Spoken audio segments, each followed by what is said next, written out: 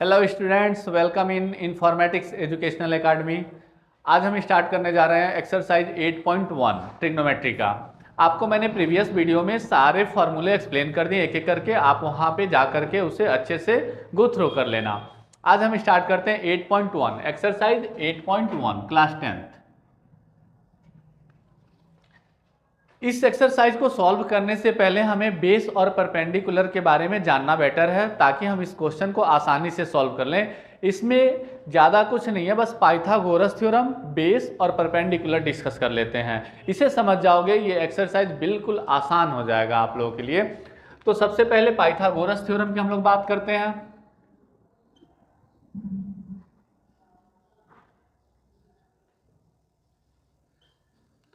इसका फॉर्मूला आप class 7th 8th से पढ़ते हुए आ रहे हो, H square equal to P square plus B square. H means hypotenuse, P for perpendicular, B for base. जैसा जानते हो कि कोई भी दो वैल्यू गिवन हो, परपेंडिकुलर और बेस, तो हाइपोटेनियस फाइंड हो जाएगा। हाइपोटेनियस परपेंडिकुलर गिवन हो तो बेस फाइंड कर सकते हो आसानी से, ये सब आप कर चुके हो। तो यहाँ पे एक राइट एंगल ट्रायंगल की बात होगी। इसमें अक्सर राइट एंगल ट्रायंगल की ही बात होती है, A B C. Angle B जो है आपका 90 डिग्री है, बी है 90 डिग्री। जब भी कोई भी लाइन एक दूसरे के परपेंडिकुलर होंगे तो ऑलवेज 90 डिग्री फॉर्म करता है, ऑलवेज 90 डिग्री। तो ये बी जो है ये आपका 90 डिग्री फॉर्म कर रहा है। अब इसमें ये हाइपोटेनियस है, ये परपेंडिकुलर और ये बेस हो गया। ये सिंपल, जैसा कि हम जानते हैं बचपन से पढ़ते हुए आ रहे हैं क्लास 8-9 तक, परपेंडिकुलर बेस हाइपोटेनियस। बट इस एक्सरसाइज में आपका परपेंडिकुलर और बेस चेंज होता रहेगा। वो किसके अकॉर्डिंग चेंज होगा परपेंडिकुलर और बेस? तो ध्यान से देखो, जैसे सेम ट्रायंगल है, मैंने यहाँ पे सेम ट्रायंगल बना रहा हूं, सेम यही ट्रायंगल,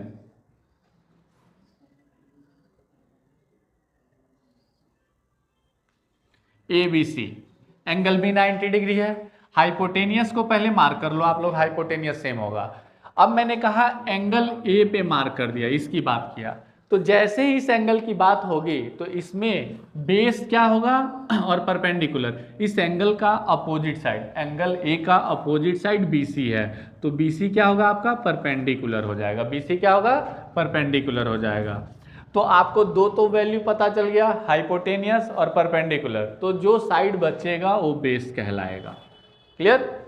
नेक्स्ट, अगर मैं इसमें एंगल सी की बात कर दूं, अब देखो फिर से यहां से इसमें बात करता हूं, यहां एंगल ए की बात किया तो ये परपेंडिकुलर, अपोजिट एंगल का जो साइड होगा वही परपेंडिकुलर होता है, इस बात पे ध्यान देना है। हाइपोटेनियस को पहले मार्क कर लेना है। इस ट्रायंगल में हाइपोटेनियस क्या है? तो इस ट्रायंगल में यही हाइपोटेनियस है।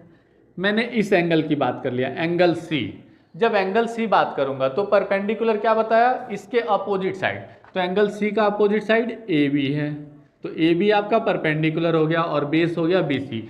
देखो दोनों ट्रायंगल बिल्कुल सेम है, बिल्कुल सेम है, बट एंगल बदलते ही, एंगल चेंज होते ही इसके परपेंडिकुलर और बेस चेंज हो गए।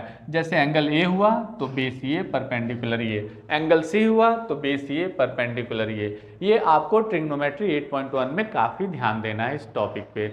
अगर जो इसको ध्यान दे लिए, एक्सरसाइज बिल्कुल आसान हो जाएगा। अब हम 8.1 का फर्स्ट क्वेश्चन सॉल्व करते हैं। क्लियर? देखो ये 8.1 का question number first, in triangle A B C right angle at B. बहुत सारे स्टूडेंटों को डायग्राम बनाने में प्रॉब्लम आती है, तो देखो यहाँ पे प्रॉब्लम नहीं आनी चाहिए डायग्राम बनाने में। क्वेश्चन को समझो, यहाँ पे कह रहा है इन ट्रायंगल ए बी सी, एक ट्रायंगल होगा A B C, right angle at B, तो एक ट्रायंगल हमें बना देना है पहले, सिंपल। और राइट एंगल की बात किया है तो हमेशा राइट एंगल ट्रायंगल बनाएंगे, राइट एंगल ट्रायंगल बना दिया। राइट एंगल कहाँ पे है? राइट एंगल एट बी, तो राइट एंगल एट बी बना दिया। अब आपको ए और सी कहीं भी दे दो, कोई दिक्कत नहीं है, ए एंड सी सेम, ये ट्रायंगल बन गया। तो ए बी सी, अब देखो ए बी की वैल्यू आपको 24 सेंटीमीटर गिवन है और बी सी की वैल्यू 7 सेंटीमीटर गिवन है। आपको क्या फाइंड करना होगा? हाइपोटेनियस। हाइपोटेनियस गिवन नहीं है, तो मैंने कहा था इस टॉपिक को सॉल्व करने के लिए पाइथागोरस थ्योरम और परपेंडिकुलर बेस पे ध्यान देना है। तो यहाँ पे देखो दो साइड गिवन है, थर्ड फाइंड करने के लिए पाइथागोरस थ्योरम अप्लाई करेंगे।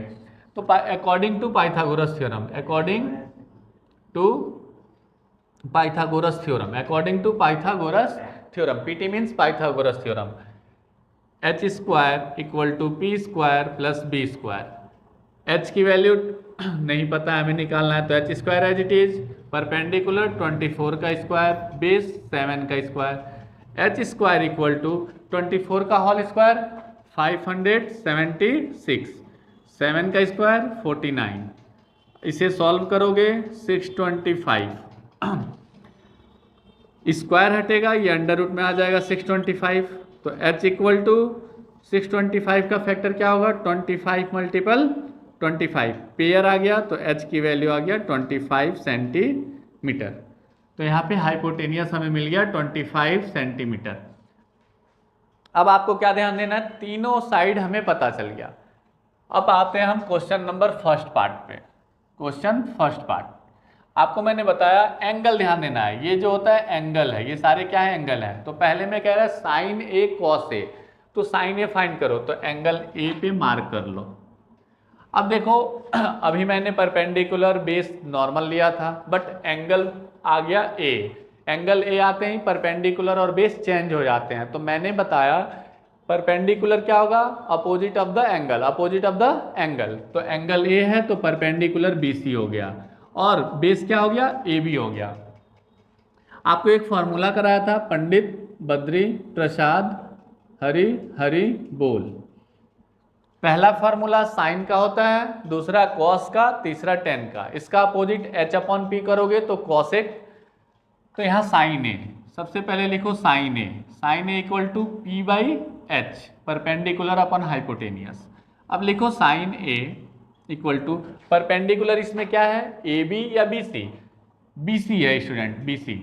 क्यों, क्योंकि अपोजिट ऑफ एंगल साइड, मैंने ऑलरेडी आपको बताया कि अपोजिट ऑफ एंगल वो परपेंडिकुलर होता है, तो बी सी परपेंडिकुलर हो गया, तो पी की जगह पे लिख दो बी सी।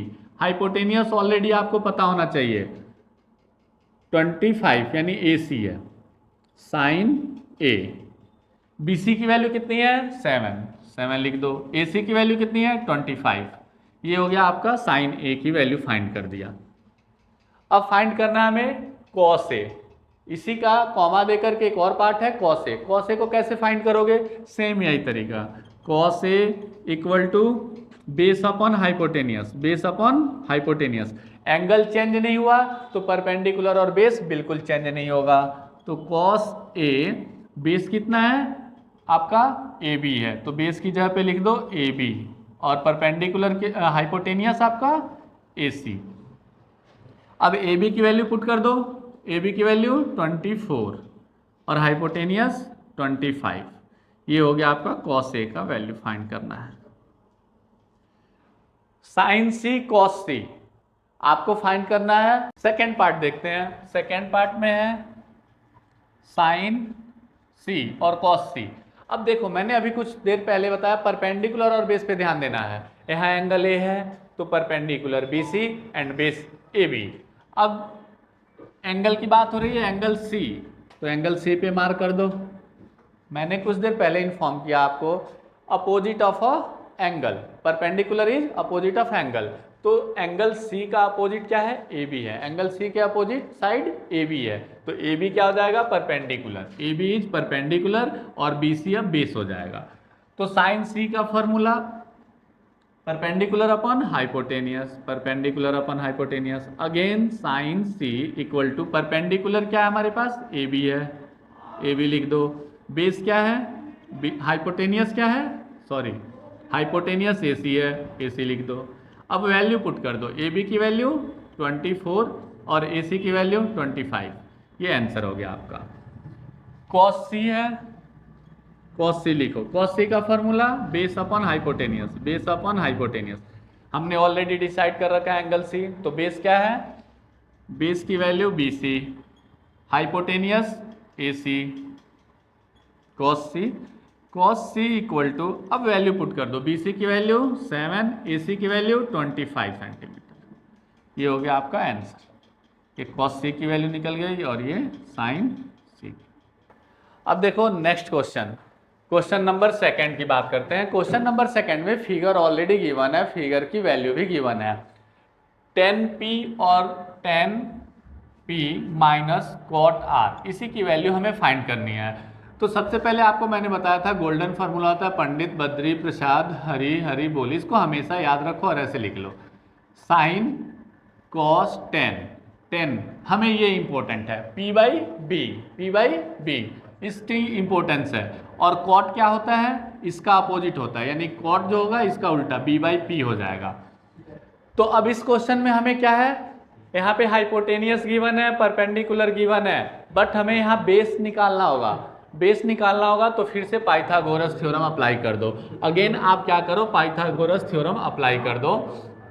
तो क्या करोगे, H square equal to P square plus B square. H की वैल्यू कितनी है 13 सेंटीमीटर, तो 13 का स्क्वायर, परपेंडिकुलर 12 का स्क्वायर प्लस बेस का स्क्वायर एज इट इज। यहाँ पे देखो, यहाँ हमें नहीं देखना है, यहाँ नॉर्मल जो आप क्लास 7th 8th में परपेंडिकुलर बेस समझते हो वही समझना है। बट जैसे ही ट्रिग्नोमेट्री रेशियो देखोगे, आप लोग ट्रिग्नोमेट्री रेशियो को देखोगे, ट्रिग्नोमेट्री रेशियो देखोगे तो पी और आर पे ध्यान देना होगा।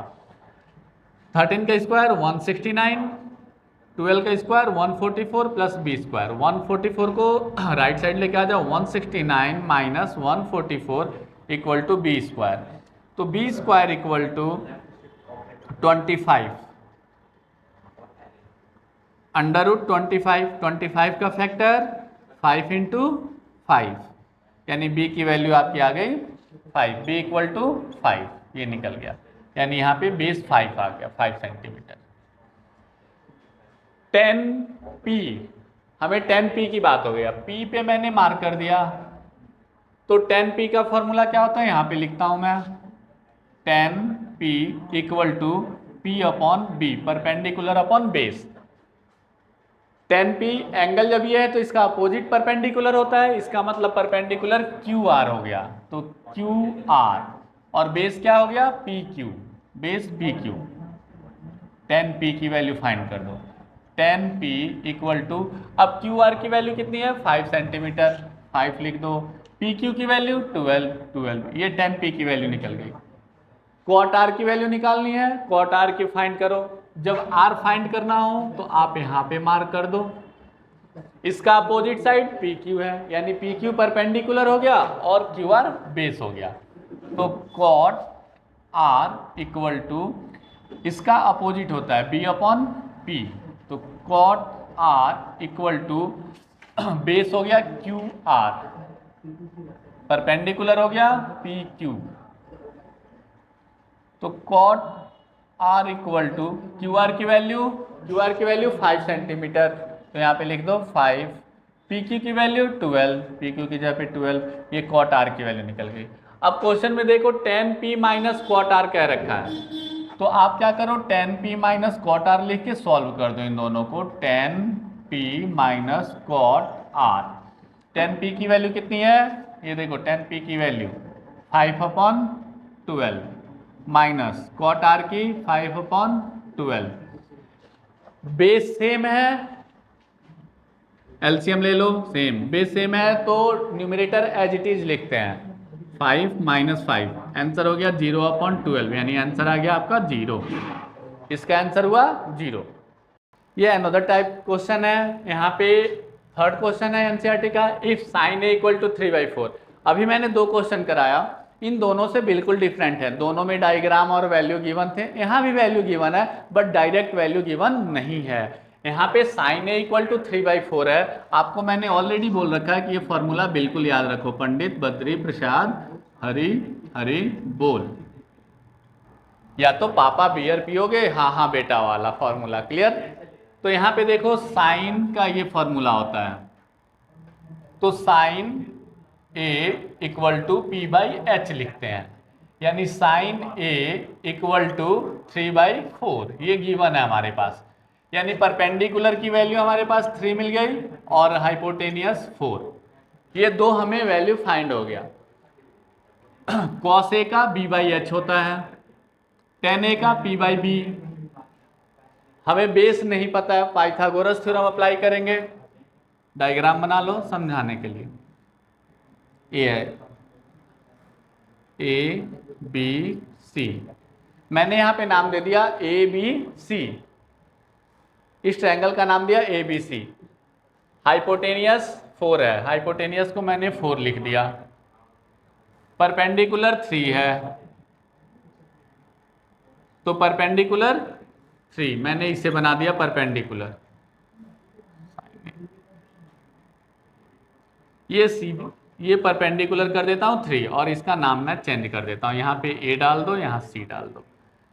इस एंगल का अपोजिट साइड जो होता है वह होता है परपेंडिकुलर, तो एंगल ए के अपोजिट परपेंडिकुलर हो गया 3। पाइथागोरस थ्योरम अप्लाई करो, H square equal to P square plus B square, H की वैल्यू 4 का स्क्वायर इक्वल टू परपेंडिकुलर 3 का square plus B square, 16 minus 9, 3 का स्क्वायर 9 होगा तो इधर लेके आ गया इक्वल टू बी स्क्वायर।